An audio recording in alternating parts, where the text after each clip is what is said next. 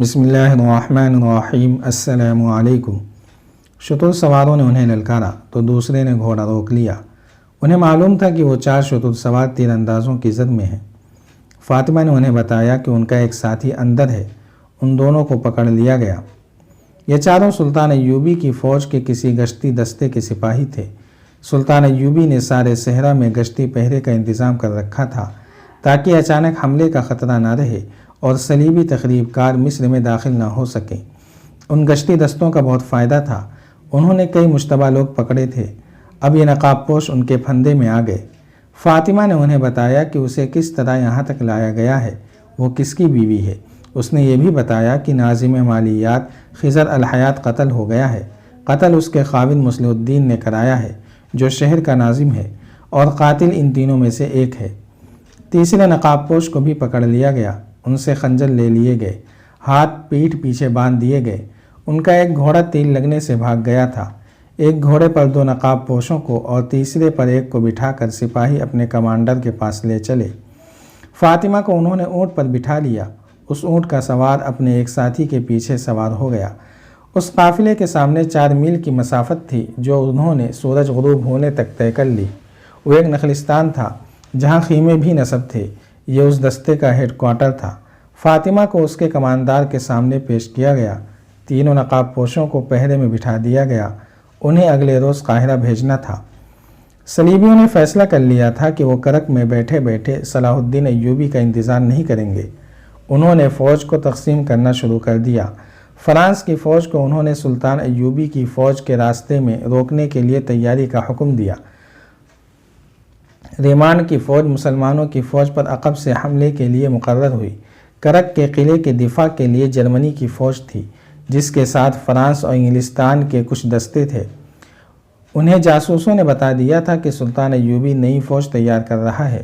صلیبی حکمرانوں نے اس اقدام کا جائزہ لیا کہ وہ صلاح الدین ایوبی کے ٹریننگ کیمپ پر حملہ کر کے پیچھے ہٹائیں، لیکن ان کے انٹیلیجنس نے اس تجویز کی مخالفت کی۔ دلیل یہ تھی کہ صلاح الدین ایوبی نے دفاع کی 3 تہیں بنا رکھی ہیں جن میں ایک تہ متحرک ہے۔ اس کے علاوہ اس کے دیکھ بھال کے دستے دور دور تک گھومتے پھرتے ہیں اور صحرا میں ہلتی ہوئی ہر چیز کو قریب جا کر دیکھتے ہیں۔ ان دفاعی انتظامات کو دیکھ کر صلیبیوں نے اس حملے کا خیال دل سے نکال دیا۔ ایک امریکی مصنف اینٹنی ویسٹ نے متعدد مورخوں کے حوالے سے لکھا ہے کہ صلیبیوں کے پاس ایوبی کی بنسبت 4 گنا فوج تھی جس میں زرہ پوش، پیادہ اور سوار دستوں کی بہتات تھی۔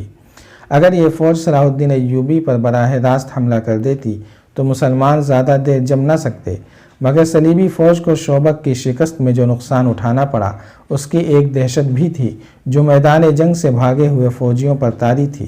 صلیبیوں کا مورال متزلزل تھا جس کی ایک وجہ تو یہ تھی کہ شوبک کو لوہے کا قلعہ سمجھتے تھے۔ وہ اپنی فوج کو صحرا میں بھیج کر اس خوش فہمی میں مبتلا ہو گئے تھے کہ سلطان ایوبی کو قلعوں سے دور ہی ختم کر دیں گے۔ وہ کرک کے دفاع میں بیٹھے رہے اور ایوبی نے شوبک لے لیا اور صحرا میں صلیبیوں کو آمنے سامنے کی جنگ کا موقع دیے بغیر انہیں چھاپا ماروں سے مروا دیا۔ اس کی آگ کی ہانڈیوں نے گھوڑوں اور اونٹوں کو اتنا دہشت زدہ کیا کہ خاصے عرصے تک جانور معمولی سی آگ دیکھ کر بھی بدک جاتے تھے۔ اینٹنی ویسٹ نے یہ ثبوت بھی پیش کیا ہے کہ صلیبی فوج مختلف بادشاہوں اور ملکوں کی مرکب تھی جو بظاہر متحد تھی، لیکن یہ اتحاد برائے نام تھا کیونکہ ہر بادشاہ اور اس کی فوج کا اعلیٰ کمانڈر ملک گیری اور بادشاہی کی توسیع کا خواہش مند تھا۔ ان میں صرف یہ جذبہ مشترک تھا کہ مسلمان کو ختم کرنا ہے، مگر ان کے دلوں میں جو اختلافات تھے وہ ان کے فیصلوں پر اثر انداز ہوتے تھے۔ مورخ لکھتے ہیں کہ صلیبی سازشوں کے ماہر تھے اور مسلمانوں کے جس علاقے پر قابض ہو جاتے تھے وہاں قتل عام اور آبرو ریزی شروع کر دیتے تھے۔ اس کے برعکس صلاح الدین ایوبی محبت اور اخلاقی قدروں کو ایسی خوبی سے استعمال کرتا تھا کہ دشمن بھی اس کے گرویدہ ہو جاتے تھے۔ اس کے علاوہ اس نے اپنی فوج میں یہ خوبی پیدا کر دی تھی کہ 10 سپاہیوں کا چھاپا مار دستہ 1000 نفری کے فوجی کیمپ کو تہس نہس کر کے غائب ہو جاتا تھا۔ یہ لوگ جان قربان کرنے کو معمولی سی قربانی سمجھتے تھے۔ صلاح الدین ایوبی جس انداز سے میدان جنگ میں تھوڑی سی فوج کو ترتیب دیتا تھا وہ بڑی سے بڑی فوج کو بھی بے بس کر دیتی تھی۔ شوبک اور کرک کے میدان میں بھی اس نے اسی جنگی دانش مندی کا مظاہرہ کیا تھا۔ صلیبیوں نے اس کا جائزہ لیا، اپنی فوج کی جسمانی اور جذباتی کیفیت دیکھی تو انہوں نے براہ راست حملے کا خیال چھوڑ دیا اور کوئی دوسرا ڈھنگ سوچ لیا، لیکن اس ڈھنگ کے متعلق بھی انہیں شک تھا۔ اس کا علاج انہوں نے یہ کیا کہ مصر میں بغاوت بھڑکانے اور سوڈانیوں کو مصر پر حملہ کرنے پر اکسانے کا اہتمام کر لیا۔ مصر کے نائب ناظم امور شہری مصلح الدین کی طرف سے انہیں امید افزا رپورٹیں مل رہی تھیں۔ وہاں ابھی یہ اطلاع نہیں پہنچی تھی کہ مصر کا ناظم خضر الحیات قتل ہو گیا ہے اور مصلح الدین پکڑا گیا ہے۔ کرک تک یہ اطلاع پہنچنے کے لیے کم از کم 15 دن درکار تھے، کیونکہ راستے میں سلطان صلاح الدین کی فوج تھی۔ قاصد بہت دور کا چکر کاٹ کر اور قدم پھونک پھونک کر کرک جا سکتے تھے۔ بہت دنوں کا چلا ہوا ایک قاصد اس رات وہاں پہنچا جس رات فاطمہ اغوا ہوئی تھی۔ اس نے رپورٹ دی کہ بغاوت کے لیے فضا سازگار ہے، لیکن سوڈانی ابھی حملے کے لیے تیار نہیں ہیں۔ ان کے یہاں گھوڑوں کی کمی ہے، ان کے پاس اونٹ زیادہ ہیں، انہیں کم و بیش 500 اچھے گھوڑوں کی ضرورت ہے، اتنی ہی زینے درکار ہیں۔ فرانسیسی فوج کے کمانڈر نے کہا کہ 500 گھوڑے فوراً روانہ کر دیے جائیں اور ان کے ساتھ صلیبی فوج کے 5-7 افسروں کو بھی بھیج دیا جائے جو سوڈانیوں کی جنگی اہلیت اور کیفیت کا جائزہ لے کر حملہ کرائیں۔ صلیبیوں کے پاس گھوڑوں کی کمی تھی۔ انہوں نے کرک میں اعلان کر دیا کہ مصر پر حملے کے لیے 500 گھوڑوں کی فوری ضرورت ہے۔ عیسائی باشندوں نے 3 دنوں میں گھوڑے مہیا کر دیے جو ایسے راستے سے روانہ کر دیے گئے جس کے متعلق یقین تھا کہ پکڑے نہیں جائیں گے۔ اس کا رہنما وہی جاسوس تھا جو گھوڑے مانگنے آیا تھا۔ وہ سوڈانی تھا اور 3 سال سے جاسوسی کر رہا تھا۔ ان گھوڑوں کے ساتھ 8 صلیبی فوج کے افسر تھے جنہیں سوڈانی حملے کی قیادت کرنی تھی۔ انہیں یقین دلایا گیا تھا کہ صلاح الدین ایوبی کی فوج کو یہاں سے نکلنے نہیں دیا جائے گا۔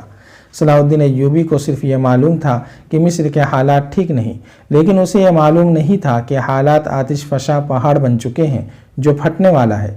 علی بن سفیان نے اسے یہ تسلی دے رکھی تھی کہ اس نے جاسوسی کا جو جال بچھایا ہے وہ خطروں سے قبل از وقت خبردار کر دے گا۔ انہیں خضر الحیات کے قتل اور مصلح الدین کی گرفتاری کا بھی علم نہیں تھا۔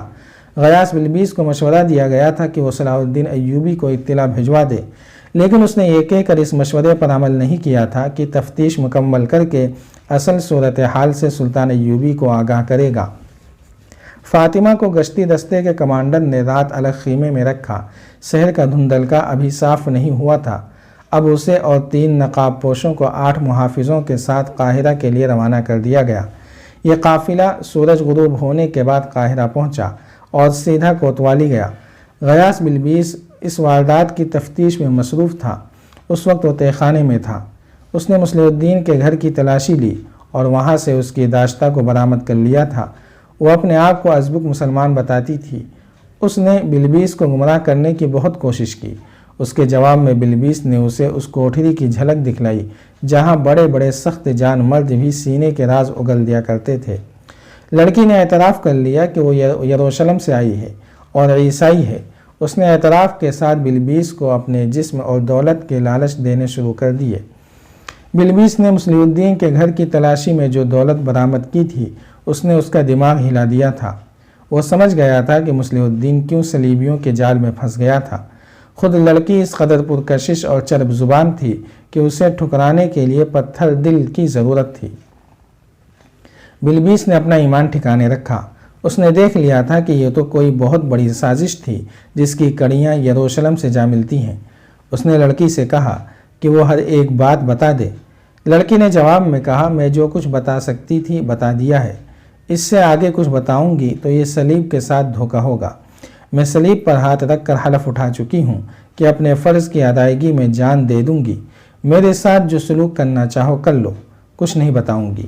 اگر مجھے آزاد کر کے یروشلم یا کرک پہنچا دو گے تو منہ مانگی دولت تمہارے قدموں میں رکھ دی جائے گی۔ مصلح الدین تمہاری قید میں ہے، اس سے پوچھ لو، وہ تمہارا بھائی ہے، شاید کچھ بتا دے۔ بلبیس نے اس سے مزید کچھ بھی نہ پوچھا۔ وہ مصلح الدین کے پاس چلا گیا۔ مصلح الدین بڑی بری حالت میں تھا۔ اسے چھت کے ساتھ اس طرح لٹکایا گیا تھا کہ رسہ کلائیوں سے بندھا تھا اور اس کے پاؤں فرش سے اوپر تھے۔